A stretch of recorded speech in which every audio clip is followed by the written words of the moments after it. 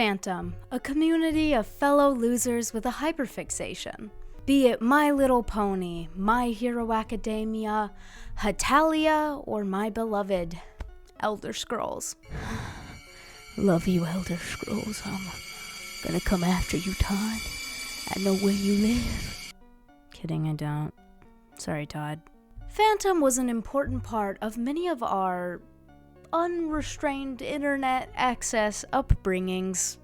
Amino, Tumblr, whatever other weird website or app that encouraged phantom behavior and space to get obsessed with at the ripe age of 13. The crappy closet cosplays being met with praise, or the poorly drawn warrior cats scribbled onto the Animal Jam paint tool getting complimented and fangirled over by other nerdy children that really like the black cat with the spiky collar and want to get down crazy style with it, metaphorically, apparently.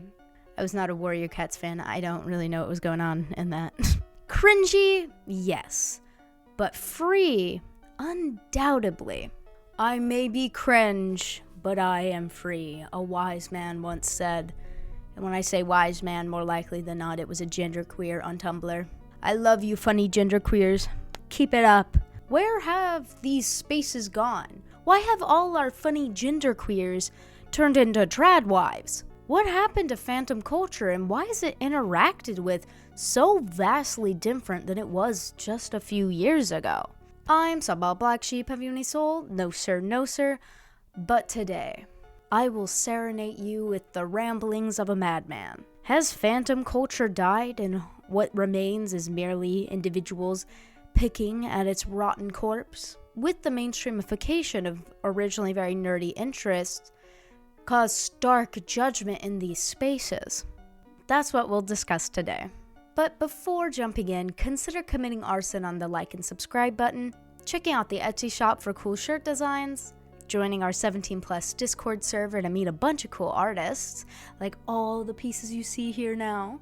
But without further ado, we begin. How many of you had an amino account when you were a young teenager? Or were you into gacha, Tumblr, Animal Jam, or the plethora of other kind of nerdy spaces that encouraged phantom culture? These spaces were anything but drama-free, but they were accepting in nature. No matter what identity, pronoun, or whatever you were trying to figure out at the time was mostly accepted and understood, as we all shared in our pariahhood from our in-person peers. In these spaces, art of any level was widely accepted and praised. Considering I posted this and was given nothing but praise and people excited to see their favorite character drawn despite it being quite mediocre art, the main place I experienced phantom was on Amino, a place similar to Reddit but for mostly young teenagers at the time. The time being around 2016 to 2020. After 2020, it started to die out, and the quarantine kind of brought nerdy, geeky type interests into the mainstream attention. I feel like 2020 was the real death of fandom. Once everyone was inside all the time, the rise of TikTok started to take over, and once kind of smaller communities started to merge with it. Everyone being inside all the time with nothing but their internet access to keep them company, people started reevaluating their identity outside of their immediate social circle, which started the popularity of alt trends and styles. Think wolf cut and, I don't know, all those like weird clips in the hair. This kind of came with people consuming more content, especially when it came to anime. Animes like Demon Slayer, My Hero Academia, Attack on Titans, Hunter x Hunter became shows that most were familiar with. This means people who weren't social pariahs started entering phantom spaces and judging them for the culture around it. Just because the media itself became socially acceptable doesn't mean phantom became socially acceptable. Some joined the traditionally cringy phantom communities, others still looked down on them. This is what I think really started the rise of cringe culture we've seen in the past few years. Back in 2016, it was pretty normal to see cringe compilations of people laughing at and mocking unconventional people, feminists, furries, emos, anime fans, the mythical blue-haired feminazi or whatever. But this mostly died out by the time 2018 came around.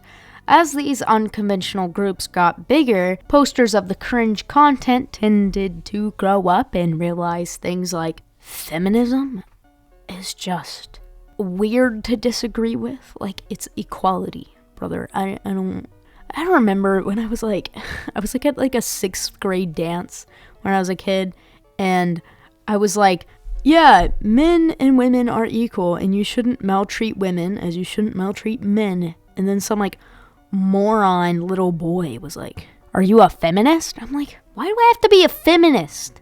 To have an opinion that doesn't shit on half of the population, you goddamn moron. For years now, it's been a pretty accepted opinion that needlessly making fun of something for being quote-unquote cringe is just arrogant, but it has seen an uptake as the cultural lens in the Western world has taken a conservative lean, with purity culture and traditional values having a resurgence. Many of the people that were alt and bi in the quarantine when they were reintroduced to society dropped most of their individualism they had built alone in their room for the past 2 years or so. With the influx of short-form content and community spaces, it has washed out the community aspect. In fandoms on Amino and Tumblr, it was common to see people you recognized commenting or posting, but as of now, with the endless scroll, I never look in the comments and recognize someone down there. And when I do, it's exceedingly rare and normally a mutual. Back in the day, when Fandom was smaller and hidden away on the little corners of the internet, gatekeeping and delusion were often issues. As the Fandom space was often limited in people, it wasn't uncommon for delusional or short-sighted ideas to take hold by the mass of the people in the community. People being quote-unquote canceled for relatively mundane things. Not to say online spaces are free of delusion now, but with more eyes. There's a wider perspective for people to voice their opinion, making things more mixed and less focused on one person's actions and more on a general idea of the action being acceptable or not. A personal experience with this was, back in my amino days, some person called Ardenil blocked me randomly, and I asked why, and she said I got featured too often on the main page, and it made her jealous. Insane thing to admit to, but I'm not even sugarcoating it. That's what she said. Like I'm not trying to, yank my own hog over here. My art was not that good at the time. So I just said, that's fine, whatever is best for your mental health, and then moved on, because the fuck if I care. Later, I was promoted to curator of the amino. Turns out this Ardenil person had a group of haters that hated the mod team on the Elder Scrolls amino, and I was just one of their public enemies among quite a few. And Ardenil spent 4 hours trying to convince my best friend at the time, who was the leader, I was evil. The points being laughable at best and just petty.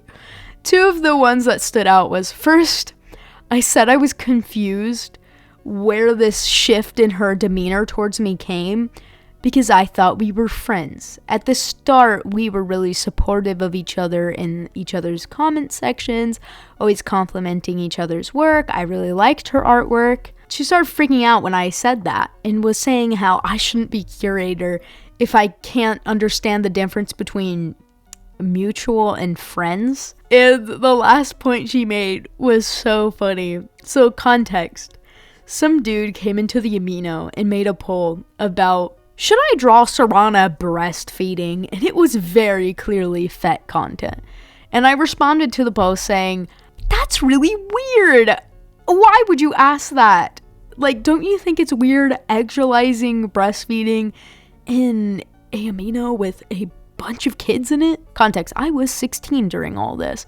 And apparently Ardenale screenshotted that comment and brought it up a year later to say I'm misogynist and that I hate women breastfeeding and like I don't know, like trying to like frame this narrative that like I'm a judgmental like anti-girls girl or whatever. What are you on about? Like, bro, my point was actualizing breastfeeding is weird because it's a normal thing mothers do and shouldn't feel ashamed of and should not be turned into not safe for work stuff. Some 22-year-old dude was trying to groom me when I was like 16 on amino, and he was going into detail about his egg life, if you know what I'm saying. He got to the point where like he admitted to like jelking his ween to me through text. And I was like, what the hell? What the hell? So I reported him and got him banned because what do you mean by that? And he was, and he goes to Ardenale and her lackeys and says, Saba's a liar. She got me banned because she doesn't like me. She's a manipulative bitch. And Ardenale was like, yeah, Saba's evil. Yeah, Saba's evil. Like, yes, believe the 22-year-old man and not the teenager that, one, has fucking evidence, and two, gains literally nothing from getting someone banned. What the hell do I gain from getting this random-ass guy banned from the Elder Scrolls amino? What is my grand master plan here? Look, I was not perfect back then. I was often oversensitive, as trauma in that realm made it very confusing for me to navigate what was and wasn't okay. So I sometimes overshot it and thought someone was being weird when they weren't. I've since learned to chill out. So even I wasn't the wholly reasonable person in these situations. I just wasn't the worst in the room. As you can see, Fandom has always been messy, and now that it's larger than ever, it's just a more prevalent issue on a larger scale. Anyways, that's all I have for today, folks. If you like my art, consider commissioning me. You can reach out to me on Instagram, Discord, and Blue Sky, all in the link tree and description. But you got work tomorrow, or school, or ranting about the death of our chronically online childhoods. But as always, don't dream about wheat-based byproducts. Moi, je m'appelle Mademoiselle Noire. Et qu'on va pour la voix, j'en sais rien.